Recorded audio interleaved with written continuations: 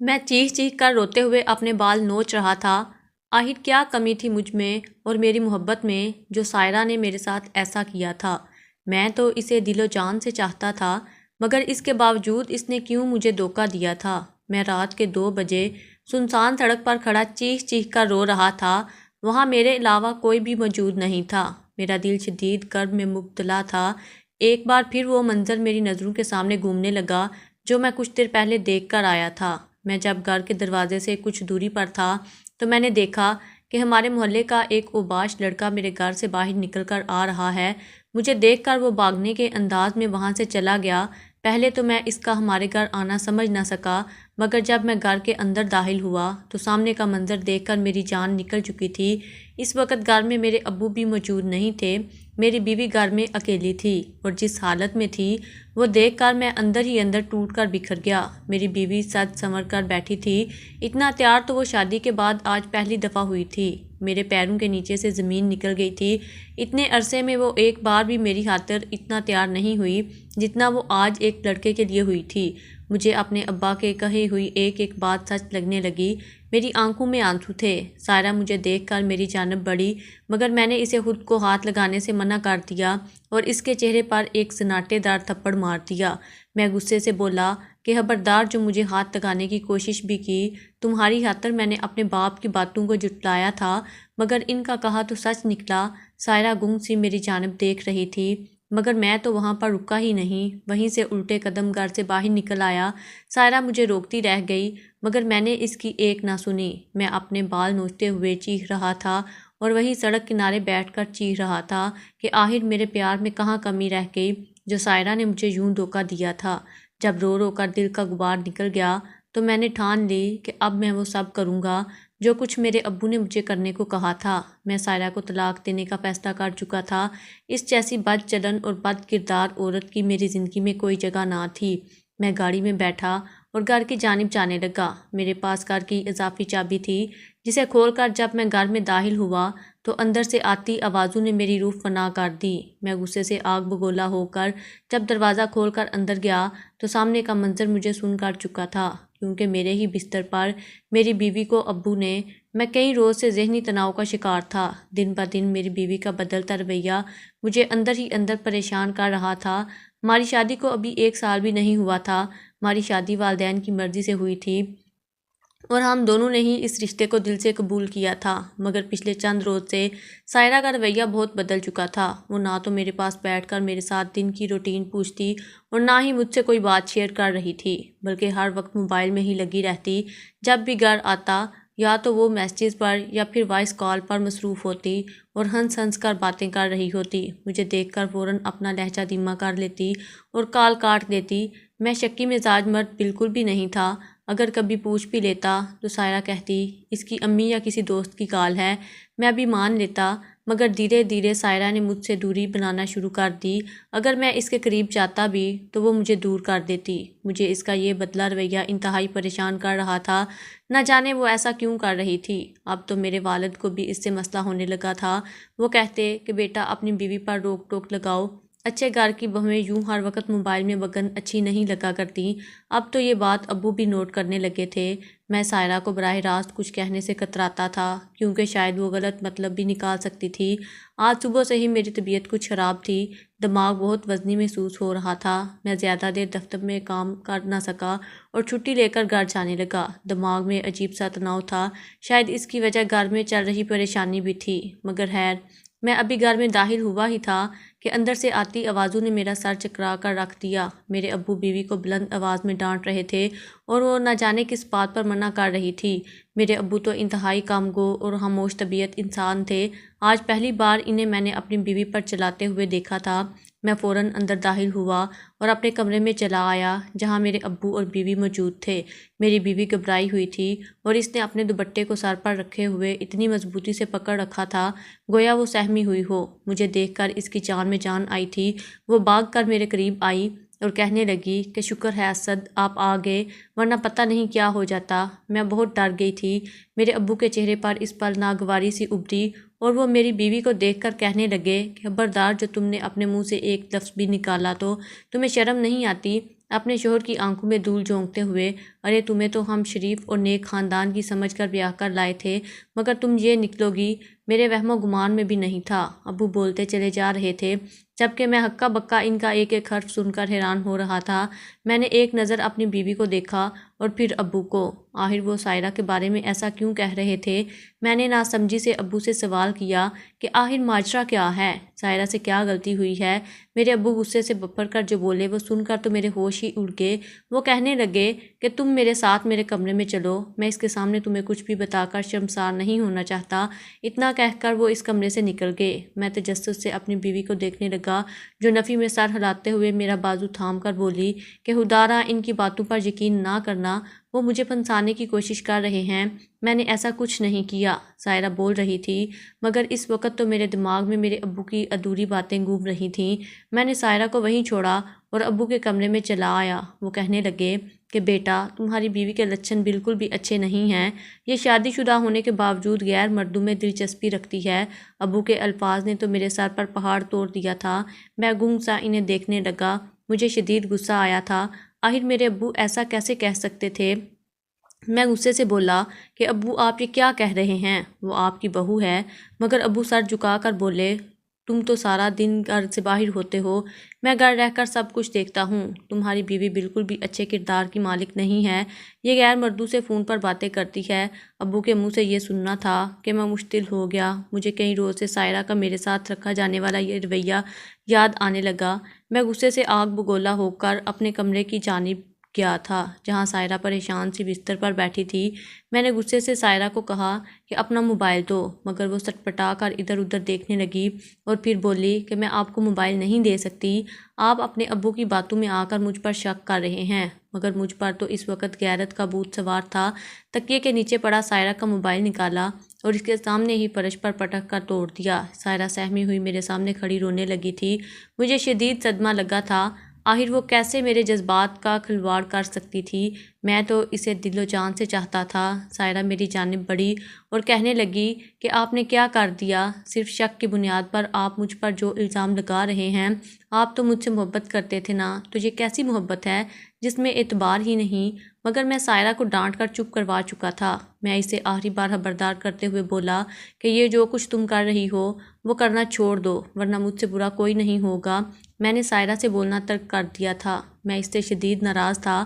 اگلے روز جب میں کام سے گھر واپس آیا تو میرے ابا نے ایک بار پھر میری بیوی کی شکایت لگاتے ہوئے کہا کہ تم کیسے مرد ہو؟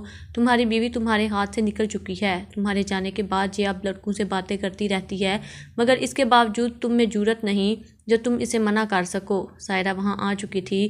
جب اس نے یہ سنا تو وہ غصے سے چلا اٹھی اور کہنے لگی کہ خبردار اسد، جو آپ نے اپنے ابو کی باتوں پر یقین کیا، یہ سراسر مجھے پھنسانے کی کوشش میں لگے ہوئے ہیں۔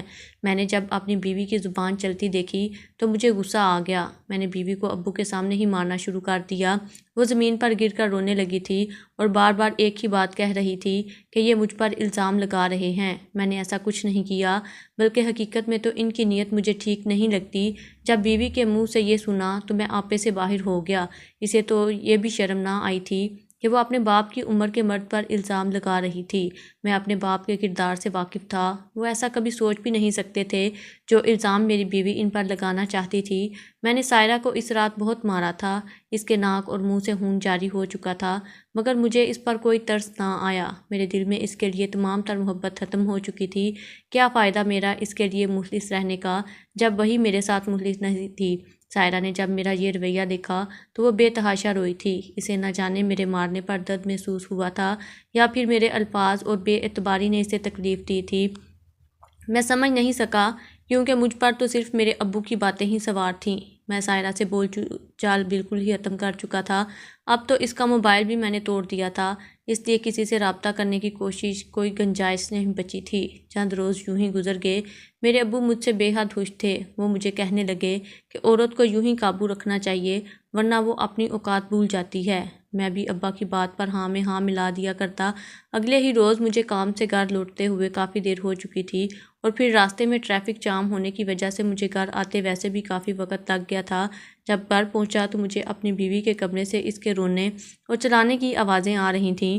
وہ روتے اور چلاتے ہوئے کہہ رہی تھی کہ میں مر جاؤں گی مگر کبھی بھی آپ کی بات نہیں مانوں گی۔ میں جانتی ہوں اسد مجھ سے بے حد پیار کرتا ہے، میں اسے جو کہوں گی وہ مجھ پر ایک نہ ایک دن ضرور اعتبار کرے گا۔ وہ روتے ہوئے ایسے الفاظ کہے جا رہی تھی۔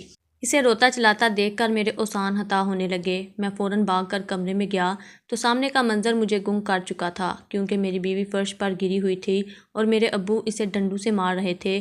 وہ اسے اندھا دھند مارے جا رہے تھے اور سائرہ رو رو کر ایک ہی بات کہہ رہی تھی کہ میں کبھی بھی آپ کی بات نہیں مانوں گی اور جو بھی سچ ہے وہ سب کچھ اسد کو ضرور بتاؤں گی۔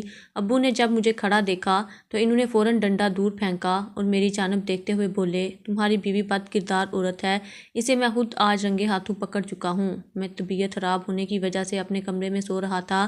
مجھے گھر میں کسی غیر مرد کی آواز آئی۔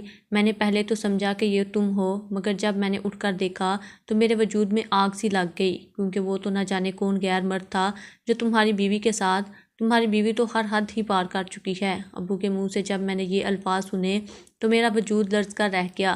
میں نے سائرہ کو دیکھا اور پھر اسے حقارت بھری نظروں سے دیکھ کر بولا کہ تم اس قابل ہی نہیں تھی کہ میں تم پر اپنی محبت لٹاتا۔ بہت بڑی غلطی ہو گئی مجھ سے جو تم جیسی لڑکی کو اس گھر کی عزت بنایا۔ میرے ابو اسی پل بولے کہ اس عورت کا اب اس گھر میں رہنے کا کوئی حق نہیں ہے، تم ابھی کے ابھی اسے طلاق دو اور اس گھر سے چلتا کرو۔ میری بیوی جس کا وجود ڈنڈے کھا کر جگہ جگہ سے لہو لہان ہو چکا تھا اور اس کے بال بکھرے ہوئے تھے، وہ رو کر میرے سامنے ہاتھ جوڑ کر کہنے لگی کہ خدارا مجھے طلاق مت دینا، میں نے کچھ بھی غلط نہیں کیا، حقیقت میں تو تمہارے ابا ہی مجھے۔ سائرہ صرف اتنا ہی بول پائی تھی کیونکہ ایک بار پھر ابا نے اپنے بھاری بھرکم ہاتھ سائرہ کے گالوں پر مار دیا تھا اور اسے تھپڑ مار کر بولے تھے کہ چپ کر بدتمیز، خبردار جو تیرے منہ سے ایک بھی لفظ نکلا تو اسد اب تیری کسی بھی بات پر بالکل بھی یقین نہیں کرے گا۔ میرا تو دماغ گھوم کر رہ چکا تھا۔ میں فیصلہ کر چکا تھا کہ اب مزید سائرہ کو اس گھر میں نہیں رکھوں گا اور اسے طلاق دے کر فارغ کر دوں گا۔ میں نے یہ معاملہ اللہ پر چھوڑ دیا کیونکہ میں جانتا تھا سائرہ اپنی خالہ ماں کے ہاں رہتی تھی، اگر اس وقت طلاق دے دیتا تو یہ کہاں جاتی۔ اب مجھ میں اتنی تو انسانیت موجود ہی تھی۔ میں نے سائرہ کو کمرے سے باہر نکال دیا اور خود کمرہ بند کر کے فرش پر بیٹھ کر سر پکڑ لیا۔ وہ دروازہ کھٹکھٹا کر مجھ سے معافی مانگتی رہی اور بار بار مجھ سے ایک ہی بات کہتی رہی کہ یہ سچ نہیں ہے، آپ کو مجھ پر اعتبار کرنا پڑے گا، خدارا مجھ پر اعتبار کریں اور میری بات سنیں، ورنہ آپ میرے ساتھ غلط کر دیں گے اور بعد میں آپ کو بہت پچھتاوا ہوگا۔ میں آج بھی آپ سے اتنی ہی محبت کرتی ہوں جتنی پہلے دن کرتی تھی، مگر آپ کو مجھ پر یقین کرنا چاہیے اسد۔ میری بیوی ساری رات باہر بیٹھ کر روتی رہی اور مجھے آواز دیتی رہی، مگر میں نے اس کی کسی بھی بات کا کوئی جواب نہ دیا۔ وہ کچھ دیر تو روتی رہی مگر پھر کچھ دیر اچانک اس کی آواز آنا بند ہو گئی۔ مجھے یوں لگا جیسے کسی نے اس کے منہ پر ہاتھ رکھ کر اس کی آواز دبا دی ہو، مگر میں نظر انداز کرتے ہوئے سونے لگا۔ صبح ہوئی تو مجھے اٹھتے ہوئے کافی دیر ہو چکی تھی۔ میں فٹافٹ تیار ہو کر یوں ہی بغیر ناشتہ کیے گھر سے باہر نکل گیا۔ سائرہ کہاں تھی میں نے نہیں دیکھا تھا۔ آج کا دن میرے لیے میری زندگی کا سب سے خاص دن تھا۔ آج میری اور سائرہ کی شادی کو 1 سال مکمل ہو چکا تھا اور ہم نے اس دن کے لیے کتنے خواب سجا رکھے تھے کہ ہم اس دن کو بھرپور خوشی سے منائیں گے، مگر جو کچھ ہو چکا تھا مجھے اس پر افسوس تھا کہ آج میں سائرہ کو طلاق دینے والا تھا۔ جس دن ہمارا رشتہ جوڑا تھا اسی دن ہمارا رشتہ اب ختم ہونے والا تھا۔ میں جلدی جلدی دفتر کے لیے نکل گیا اور کام میں مشغول ہو گیا۔ ابھی دن کے 1 بجے تھے جب مجھے لگا کہ اب مجھے گھر جانا ہے۔ آج سائرہ کا بندوبست کرنا تھا۔ میں نے جلدی سے اپنے حصے کا کام مکمل کیا اور پھر چھٹی لے کر گھر کی جانب چلا آیا۔ میرے دماغ میں آندیاں چل رہی تھیں۔ جب گھر میں داخل ہوا تو سامنے کا منظر دیکھ کر ایک بار پھر میرے دل پر حملہ ہوا تھا، کیونکہ میرے گھر کے دروازے سے ایک اوباش لڑکا نکل کر باہر آ رہا تھا۔ میں جب گھر کے اندر داخل ہوا تو سامنے کا منظر میرے دل کو 100 ٹکڑوں میں تقسیم کر رہا تھا، کیونکہ سامنے سائرہ انتہائی خوبصورت لباس میں زیب تن کیے کھڑی تھی۔ اس کے چہرے پر نیل اور زخموں کے نشان تھے، مگر اس کے باوجود وہ سجی سنوری بیٹھی تھی اور اس کے ہاتھ میں چند کاغذات بھی تھے، مگر میرے دماغ میں تو شک کا بیج بویا جا چکا تھا۔ میں نے بیوی کو اس طرح تیار دیکھا تو دل میں نفرت سی ابھری تھی۔ اس عورت نے آج تک خود کو میرے لیے کبھی تیار نہیں کیا تھا جتنا وہ آج تیار ہوئی تھی، وہ بھی اس سڑک چھاپ لوفر لڑکے کے لیے میں تو سوچ رہا تھا کہ آخری بار سائرہ کو وارننگ دوں گا، اگر وہ سدھر جائے گی تو اسے اپنی زندگی میں شامل کر لوں گا، مگر جو کچھ میں دیکھ چکا تھا اس کے بعد سائرہ کو مزید اپنے ساتھ رکھنا میرے لیے مشکل تھا۔ وہ مجھے روکنے لگی مگر میں اسے دھکا دے کر خود سے دور کرتا پھر سے باہر نکل چکا تھا۔ پہلے تو صرف الزام تھے مگر آج تو میں نے سب کچھ اپنی آنکھوں سے دیکھا تھا۔ میں رات گئے تک سنسان سڑک پر کھڑا روتا اور چیخ رہا تھا، آخر میرے ساتھ ایسا کیوں ہوا؟ مجھے ایک بار ہی وقت لگا تھا یہ فیصلہ کرنے میں کہ میں اب سائرہ کو چھوڑ دوں گا۔ رات کا پچھلا پہر تھا جب میں نے گھر کی جانب سفر شروع کیا۔ دل میں عجیب سی بے چینی تھی۔ جب گھر میں داخل ہوا تو مجھے میرے کمرے سے عجیب و غریب سی آوازیں آ رہی تھیں جن میں میرے ابو اور سائرہ کی آواز شامل تھی۔ میرے ابو سائرہ کو انتہائی بدتمیز لہجے میں بلاتے ہوئے کہنے لگے کہ آج تو اسد بھی گھر نہیں آیا، اب کون بچائے گا تجھے مجھ سے؟ اگر تو خاموشی سے میری بات مان لیتی تو آج تجھے اس حال میں نہ پہنچنا پڑتا۔ مگر تبھی سائرہ بولی کہ میں مر جاؤں گی مگر کبھی بھی آپ کو اپنے ارادوں میں کامیاب نہیں ہونے دوں گی۔ جب میں نے ابو اور سائرہ کے یہ الفاظ سنے تو میرے پیروں کے نیچے سے زمین نکل گئی۔ میں غصے سے آگ بگولا ہوتا کمرے میں داخل ہوا اور جو منظر دکھائی دیا وہ دیکھ کر میرے ہوش اڑ گئے۔ ابو نے سائرہ کو اپنی گرفت میں لیا ہوا تھا اور وہ اس کے ساتھ کچھ غلط کرنے کی کوشش میں لگے تھے جبکہ سائرہ انہیں خود سے پیچھے دھکیل رہی تھی۔ میں نے جب یہ منظر دیکھا تو میرے تن بدن میں آگ لگ گئی۔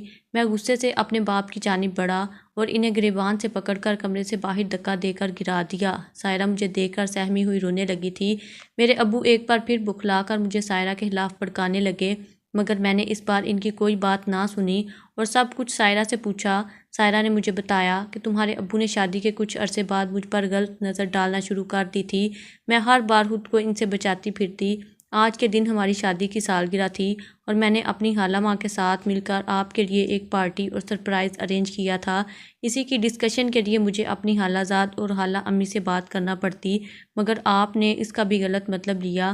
میں نہیں جانتی کہ وہ لڑکا گھر تک کیسے آیا مگر میں آج کے روز آپ کے لیے تیار ہوئی تھی کیونکہ آج ہماری سالگرہ تھی اور میرے پاس ایک خوشخبری بھی تھی کہ آپ باپ بننے والے ہیں۔ میں نے سوچ رکھا تھا کہ اگر میں آپ کو یہ خبر سناؤں گی تو میری زندگی برباد ہونے سے بچ جائے گی مگر ایک بار پھر سے ہمارے بیچ شک کی دیوار کھڑی ہو گئی۔ کتنی ہی دیر میں سکتے کی حالت میں بیٹھا اپنے بال نوچتا رہا۔ یہ میں نے کیا کر دیا تھا؟ میں روتا رہا اور غصے سے آگ بگولا ہو کر ابا کو باتیں سنانے لگا۔ وہ باپ تھے، میں ان پر ہاتھ نہیں اٹھا سکتا تھا۔ اسی وقت میں نے سائرہ اور اپنا سامان پیک کیا اور ہم دونوں دوسرے شہر میں شفٹ ہو گئے۔ میں نے سائرہ سے ہاتھ جوڑ کر معافی مانگی تھی۔ اس کے لیے مجھے معاف کرنا مشکل تھا مگر اس کے باوجود کچھ عرصہ لگا ہم دوبارہ پہلے جیسے ہو گئے۔ میرے ابو نے کئی بار فون پر مجھ سے معافی مانگنا چاہی اور مجھے واپس بلایا مگر میں نے ان کی بات پر بھی یقین نہ کیا۔ جانے انجانے میں میری بیوی پر بہت ظلم ہو گیا تھا اور کرنے والا بھی کون تھا؟ میرا ہی سگا باپ۔